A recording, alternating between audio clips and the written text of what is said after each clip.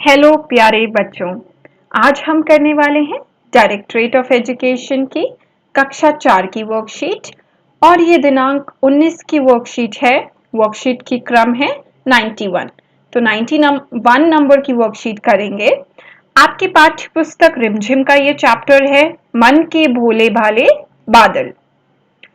विद्यार्थी का नाम लिखेंगे, अपना नाम और यहाँ अपने टीचर का नाम।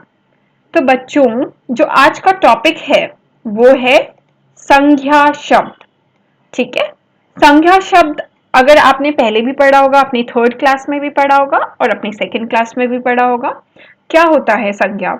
संज्ञा किसी वस्तु का नाम, किसी जगह का नाम, हर चीज का कुछ ना कुछ नाम होता है, तो वही नाम संज्ञा कहलाता है। देखते हैं। नमस्कार बच्चों, आप सब कैसे हैं?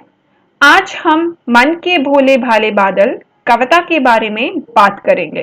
तो आज हम किसके बारे में बात करने वाले हैं? मन के भोले भाले बादल।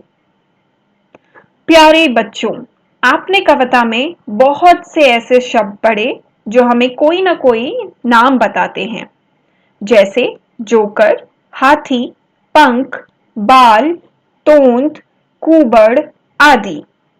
नाम वाले शब्दों को संज्ञा शब्द भी कहा जाता है। तो जैसे कि मैंने आपको पहले बताया कि हर वस्तु, हर चीज का कुछ ना कुछ नाम है, जैसे जोकर, हाथी, पंख, बाल, तोंद, कुबड़ आदि। और इन सभी नाम वाले शब्दों को हम संज्ञा शब्द कहते हैं। किसी व्यक्ति, जीव, वस्तु, स्थान या भाव के नाम को संज्ञा कहते हैं। तो किसी व्यक्ति का नाम हो या किसी जीव का नाम हो, पशु या पक्षी, ठीक है, जानवर का नाम हो या पक्षी का नाम हो, या किसी वस्तु का नाम हो, किसी स्थान का नाम हो। व्यक्ति जैसे राम, श्याम। जीव, जीव क्या हो सकते हैं आपके? हाथी, और आप तोता, ये सब बोल सकते हैं। वस्तु जैसे कि आपका पेंसिल बॉक्स हो गया, आपका टेबल हो गया, ये सब वस्तु में आ जाएंगे। स्थान, किसी जगह का नाम, जैसे दिल्ली, ठीक है, मुंबई, ये सब। या भाव के नाम को संज्ञा कहते हैं। भाव वो होते हैं जिसे हम महसूस कर सकते हैं, सिर्फ महसूस कर सकते हैं, वो होते हैं संज्ञा। तो भाव का उदाहरण जैसे चतुर, बुद्धिमान, बचपन, ये सब भाव हैं और ये संज्ञा शब्द कहलाते हैं। ठीक है। अब बच्चों, आपका पहला प्रश्न देखते हैं। कविता की इन पंक्तियों को पढ़िए। इनमें आए कुछ संज्ञा शब्दों के चित्र सामने दिए गए हैं। उन्हें पहचान कर उनके नाम सामने दी गई खाली जगह में लिखिए। तो हम पहले कविता के इन पंक्तियों को पढ़ेंगे और फिर इनमें जितने भी संज्ञा शब्द आए हैं उन्हें हम आगे इसके सामने लिखेंगे। तो देखते हैं। छब्बर छब्बर बालों वाले, गुब्बारे से गालों वाले, कुछ जोकर से तोंद फुलाए, कुछ हाथी से सूंड उठाए, कुछ ऊंटों से कुबड़ वाले, कुछ परियों से पंख लगाए। तो ये है आपकी कविता। इसमें संज्ञा शब्द क्या क्या हैं? तो छब्बर छब्बर बालों वाले में तो कोई भी संज्ञा नहीं है। फिर गुब्बारे से गालों वाला, अच्छा, यहाँ पे बालों वाला, बाल, अगर हम बाल की बात करें, बाल, तो बाल एक हमारा संज्ञा हो गया। ठीक है। गुब्बारों से गालों वाला, गाल और गुब्बारे, ये हो गए आपका दूसरा संज्ञा। कुछ जोकर से तोंद फुलाए, जोकर संज्ञा हो गया, तोंद भी संज्ञा है। कुछ हाथी से सूंड उठाए, तो हाथी और सूंड यह है संज्ञा। कुछ ऊंटों से कुबड़ वाले, तो ऊंट और कुबड़ ये हो गया संज्ञा शब्द। कुछ परियों से पंख लगाए, तो परियों से पंख, परी और पंख ये हो गए संज्ञा शब्द। अब यहाँ पे लेकिन हमें वही संज्ञा शब्द लिखने हैं जिनका चित्र बना है। तो पहला है ऊंट, तो हमने पहला लिखना है ऊंट। ठीक है, एक है तो ऊंट लिखेंगे। अगला ये है परी, जैसे इंग्लिश में हम इंग्लिश में हम जिसे कहते हैं एंजल। तो ये हो गया परी।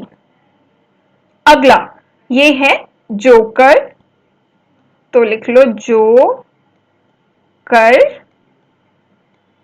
अगला ये है हाथी, थी हाथी। और ये आखिरी है गुब्बारा, गुब्बारा। थोड़ा सा यहाँ पे अच्छे से लिखेंगे।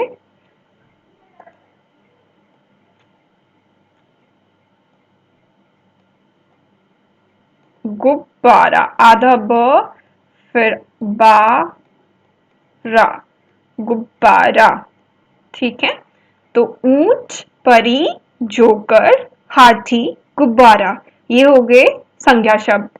अगला प्रश्न 2, निम्नलिखित शब्दों में से संज्ञा शब्द चुनकर उन पर गोला लगाइए।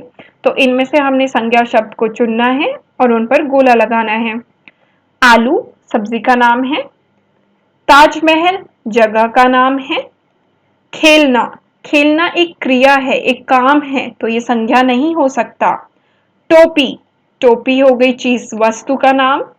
सुनीता, ये हो गया व्यक्ति का नाम। पपीता, ये हो गया फल का नाम। और नाचना, नाचना है क्रिया, हम इसमें काम कर रहे हैं, नाच रहे हैं, ये संज्ञा शब्द नहीं है। तो संज्ञा शब्द क्या क्या है? आलू, ताजमहल, टोपी, सुनीता, पपीता। तो बच्चों दूसरा प्रश्न हो गया। तीसरा प्रश्न, प्रश्न 2 में आए संख्या शब्दों को वर्णमाला के क्रम के अनुसार नीचे दी गई तालिका में लिखिए।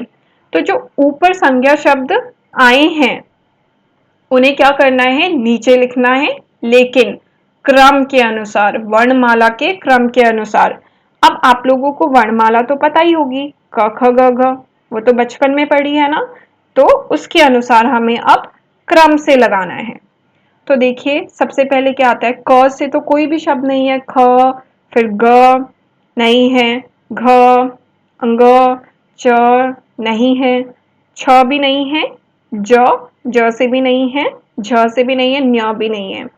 फिर ट से है, तो ट से आप लिखेंगे टोपी। सबसे पहले आएगा टोपी,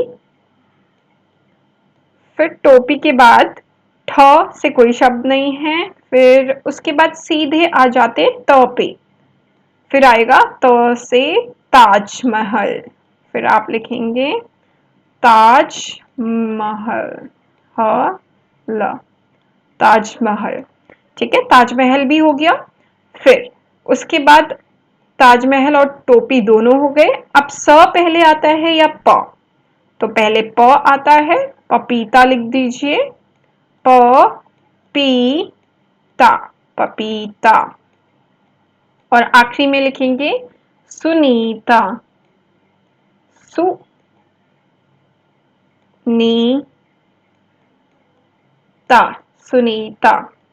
एक एक्स्ट्रा ब्लॉक दिया है बच्चों ये, तो ये आपका खाली रहेगा क्योंकि 4 ही शब्द है जो हमने लिख लिए हैं और आलू पहले से ही लिखा हुआ है।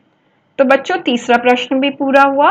आखिरी, अभिभावकों के लिए सुझाव, बच्चों के साथ घर के सामान व व्यक्तियों के बारे में बातचीत करते हुए उनका ध्यान इन वस्तुओं व व्यक्तियों के नाम की ओर दिलाइए। वह बताइए कि ये सभी नाम संज्ञा शब्द कहलाते हैं। बच्चों के साथ नाम, वस्तु, जगह, भाव का पर्ची वाला खेल भी खेला जा सकता है। तो बच्चों मम्मी पापा जो भी वस्तु आपको दिखाई या जिस मनुष्य को आपको दिखाएं और उनके नाम के बारे में पूछे तो आपको उनका नाम बताना है और साथ में यह भी जानना है कि वो चीज क्या है। वो शब्द जो है वो संज्ञा शब्द है। ठीक है, किसी व्यक्ति का नाम संज्ञा शब्द है, किसी वस्तु का नाम संज्ञा शब्द है, जगह का नाम भी संज्ञा शब्द है, और भाव जो हम सिर्फ महसूस कर सकते हैं, देख नहीं सकते, वो भी संज्ञा है। तो कोविड-19 के दौरान अपेक्षित व्यवहार, अपने हाथों को साबुन व पानी से नियमित रूप से धोएं। अपने हाथों को धोते रहें कोविड से बचने के लिए। तो बच्चों वर्कशीट हो गई पूरी। चैनल अगर अभी भी आपने सब्सक्राइब नहीं किया है तो जल्दी से कर लीजिए ताकि आपकी अगली वर्कशीट मिस ना हो। बाय बच्चों।